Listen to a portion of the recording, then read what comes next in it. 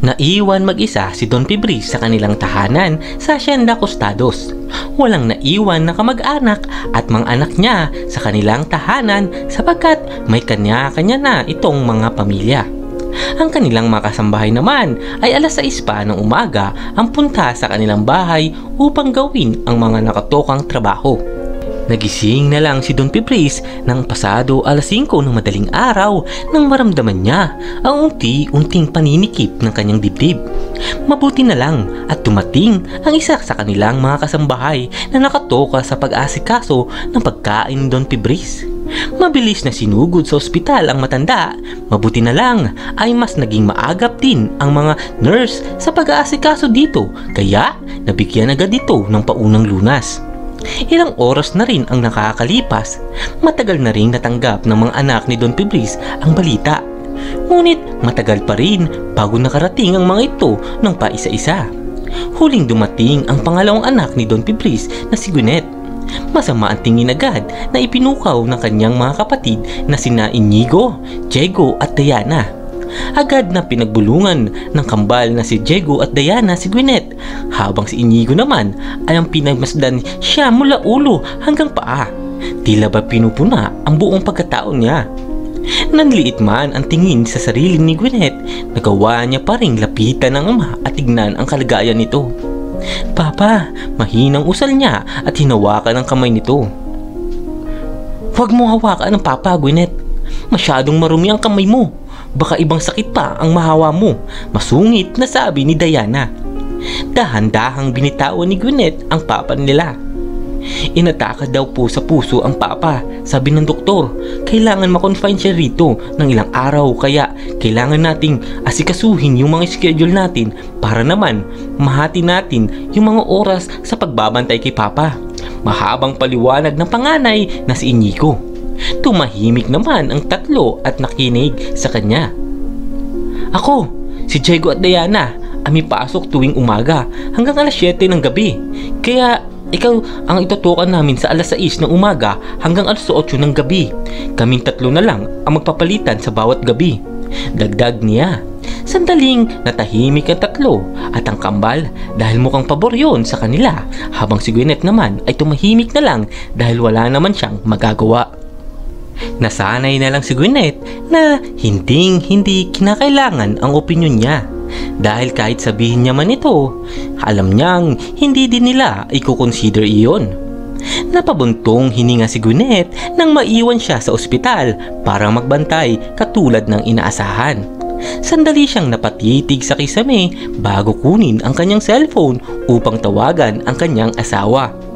Ilang minuto ang tinagal ng pag-uusap nila hanggang sa tuluyang nagpaalam ang mga ito sa isa't isa. Mabuti na lang at naintindihan ng kanyang asawa na si Will na hindi muna siya makakauwi. Isa ito sa mga katingian na nagustuhan ni Gwyneth sa kanyang asawa. Mabait, mapagmahal, maalaga at higit sa lahat, maintindihin ang asawa ni Gwyneth. Mga katangian ng lalaki na hindi madaling hanapin sa panahon ngayon. Alam din ni Gwyneth na hindi tanggap ng kanyang papa at mga kapatid ang asawa nitong si Will. Kaya rin naturingang si Gwyneth ang pinakamalas sa kanilang magkakapatid. Bukod sa wala itong trabaho, kahit nakapagtapos naman ito, hindi din daw kasi ito magaling pumili ng lalaki. Aminadong mahirap nga ang naging buhay ni Gwyneth mula nung pakasalan niya ang kanyang asawa. Nawala kasi lahat ng meron siya noon, maging ang ama niya ay halos ipagtabuyan siya. Ngunit hindi naman naging dahilan ni Gwyneth iyon para iwan ang kanyang asawa. Naalala tuloy ni Gwyneth nung araw na pinapapili siya ng kanyang ama noon sa pagitan nila at ni Will. Siyempre, pinili niya ang kanyang asawa. Masyado na rin kasing magulo ang pamilya ni Gwyneth at kay Will niya lang nahanap ang pagmamahal magmula nang pumanaw ang kanyang ina. Makalipas ang 5 buwan, napagpasyahan ng magkakapatid na iuwi na ang ama dahil ayos naman na ang kalagayan nito. Ngunit hindi naman sila sang-ayon na sa kanilang mga bahay muna iuwi ito dahil wala daw pagpupwestuhan ng ama. Naging dahilan din ng mga ito na hindi rin daw nila ito maaasikaso. Sa huli, Kay Gwyneth muli ipapaalaga ang kanilang ama. Lingid man sa kaalaman ng mga ito na maliit lang ang tinitirhan nito. Walang nagawa si Gwyneth. Wala rin naman siyang magagawa sa kanilang usapan. Pati sa pagbabantay at pagpapalitan nila sa toka sa ospital ay hindi naging maayos. May mga panahon kasi na late ang mga ito, lagpas sa oras na napag-usapan. Isa pa, may mga pagkakataon din na hindi na nagbabantay ang mga ito. Dahilan para si Gwyneth din ang sumalo sa pagbabantay sa ama. Sang-ayon ang lahat, sa bahay na lang muna ni Gwyneth ang ama. Batid ni Gwyneth na ayaw talaga ng ama niya, si Will. Tila umasim at halata sa mukha nito ang disgusto nung sunduin sila ni Will sa ospital at ang ginawang pag-aasikaso nito sa ama ni Gwyneth. Ilang linggo na ang nakakaraan matapos noon. Paminsan ay nahuhuli ni Gwyneth na tinutokso ng kanyang ama si Will. Sinisigawan nito na wag rin siyang hawakan. Oo, nasasaktan si Gwyneth sa kalagayan ng ama at gustong gusto niyang tulungan ito. Ngunit mas nasasaktan siya sa pakikitungong ipinapakita nito sa asawa. Ilang linggo nang iniintindi ni Will ang kalagayan ng manugang. Hindi niya rin naman gugustuhin sumagot dito dahil naintindihan niya rin naman ang pinanggagalingan ng galit nito. Pasado 10:00 na ng umaga at nag-aasikaso si Gwyneth sa pag-alis. Kailangan niya rin kasing lakarin ang mga panindang biskwit para naman may pandagdag sa pagkain nila. Mahal, alis muna ako ha. Malungkot at nag-aalalang sabi ni Gwyneth kay Will. Nakita niyang bumagsak ang balikat nito, ngunit ngumiti pa rin ito bago sumagot. Sige mahal, mag-ingat ka ha, aniya. Tila nagdadalawang isip tuloy si Gwyneth nang tignan naman niya ang ama na nakaupo ngayon sa sala. Kaya mo ba mahal? Nag-aalalang saad ni Gwyneth. Huwag na lang kaya akong umalis. Wala kayong kasama ni Papa, dagdag nito. Sandaling tumahimik si Will at yumuko. Ayos lang kami mahal. Wala namang mangyayaring masama. Bulong ni Will, sapat lang para marinig ni Gwyneth. Bumuntong hininga si Gwyneth. Lumapit ito sa asawa at hinalikan ito sa pisngi. Niyakap naman siya ni Will. Babalik ako agad, mahinang usal ni Gwyneth. Tumango naman si Will. Naiwan ang dalawa sa bahay. Tahimik at pasimpiling inaasikaso ni Will si Don Febris. Medyo kinakabahan pa nga ito habang pinaghahain ito ng pagkain. Kain na po kayo, Don Febris, alok ni Will. Tinanguan lang siya ni Don Febris. Tahimik na inasikaso rin ni Will ang panligo nito. Hindi niya iniisip ang mga bagay na magdadala ng negatibong epekto sa buhay nila ni Gwyneth. Kaya naman hinahabaan niya na lang ang kanyang pasensya. Hindi niya rin naman matawag na papa ang manugang dahil alam niyang tutulito sa relasyon nila ni Gwyneth. Laking pasasalamat niya na lang din sa misis na hindi siya nito sinukuan. Will! Will! Sigaw ni Don Febris. Dali-daling tumakbo si Will kung nasaan ang matanda. Puno ng pag-alalang nilapitan niya ito. Bakit po, Don Febris? May nangyari po ba? Nasaktan po ba kayo? Sunod-sunod na tanong niya habang tinitignan nito. Ngunit tinitignan lang siya nito. Tumingin ito sa kanya ng mula ulo hanggang paa. Naramdaman naman ni Will ang panliliit sa sarili kaya hinanda niya na rin ang kanyang mahabang pasensya sa mga sasabihin nito. Ayos lang ako iho. Malumanay na saad nito kay Will. Dahilan para maistatwa naman ito. Akala ko po kasi usal ni Will habang hindi magawang tignan si Don Febris sa mga mata nito. Papa, sambit nito ay pinagtaka naman ni Will. Tawagin mo akong Papa, dagdag pa nito. Halos mahulog ang panga ni Will sa sinabi nito. Naghahalo-halo ang emosyon niya at hindi niya rin alam kung ano ang dapat sabihin. Tatatanggap niyo na po ba ako? Utal at puno ng kabang tanong niya. Kitang-kita ang pagsilay ng munting ngiti sa labi ng matanda bago ito tumango. Hindi napigilan ni Will na magtangis sa sinabi nito. Oo, iho, at patawad din, ika pa nito. Lumapit si Don Pipris at niyakap ito. Patuloy naman sa pag-iyak si Will habang tinatapik siya sa likod ng matanda. Patawad dahil naging mababa ang tingin ko sa iyo. Kung minamaliit kita dahil sa katuyuan mo sa buhay. At patawad rin kung nagawa kong pigilan ang kasal niyo noon ng aking anak. Mahinang usal ni Don Pibris. Narinig na lang ni Will ang mahinang pag-iyak din ng matanda habang yakap siya nito. Patawad dahil ngayon ko lang nakita kung gaano mo kamahal ang anak ko. Dagdag pa niya. Tumagal ang ganong eksena sa pagitan ng dalawa. Ilang oras rin silang nag-usap upang mapagkalagayan ng loob sa isa't isa. Wala nang ayaw at hindi pagkaintindihan. Nilinaw na rin ni Don Pibris na hindi na ito tumututol sa mag-asawa. Maagang umuwi si Gwyneth dahil nag-aalala ito. Hindi kasi palagay ang loob niya na iwan ng dalawa sa bahay. Walang pagdadalawang isip na binuksan niya ang kanilang bahay. Saglit na natulala si Gwyneth na bumungad sa kanya ang eksenang hindi niya inaasahan. Kasalukuyan ngayon nakaupo sa sala ang dalawa habang nanonood ang dalawa ng basketball sa TV. Tila nagkasundo din ang mga ito sa team na boto nila. Papa! Will! Tawag niya sa mga ito na sabay naman siyang nilingon. Oh, mahal! Nandyan ka na pala! Bungad ni Will kay Gwyneth na nakanganga pa rin sa nadatnan. Nanonood lang kami ni Papa ng basketball. Kanina pa namin sinusubaybayan kung sinong mananalo. Dagdag pa nito at nahihiyang napakamot sa batok. Kumunot ang noo ni Gwyneth sa pagtataka. Papa? Hindi makapaniwalang usal niya. Sandaling tumahimik ang paligid. Hindi alam ni Will kung paano ipapaliwanag sa kanyang asawa. Okay na kami ni Will, iha. Tanggap ko na siya bilang asawa mo. Puno ng sinseridad na saad ni Don Pibris. Kinuwento lahat ng matanda ang nangyari. Ang paggaan ng loob niya nitong nakaraang mga buwan dahil nakikita niyang responsabling asawa si Will. Sinabi din nito na maswerte ang anak dahil nakatagpo ito ng lalaking mamahalin siya sa kahit ano pamang katayuan sa buhay. Isang lalaking hindi siya pababayaan sa hirap ng buhay. 2 buwan ang nakakalipas, higit pa sa yaman na meron si Don Pibris ang nararamdamang saya sa munting tahanan ng anak niyang si Gwyneth.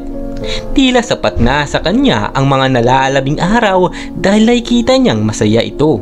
Hindi maiwasan ni Gwyneth na mataranta sa tapat ng kwarto ng ospital habang nag-aantay ng balita.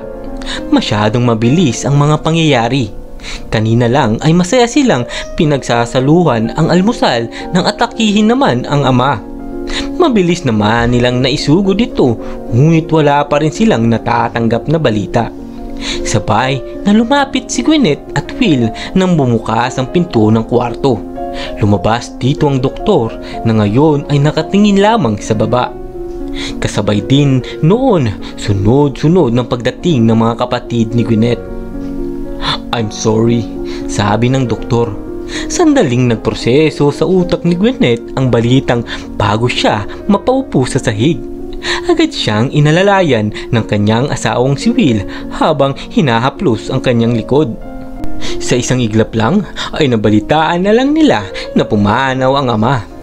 Kinabukasan ay nasikaso ni Gwyneth ang mga bisita sa mansyon. Hindi din mawala sa mga mata ng mga kamag-anak nila ang pangungutya at pagmamaliit sa kanila ni Will dahil sa simple nilang suot.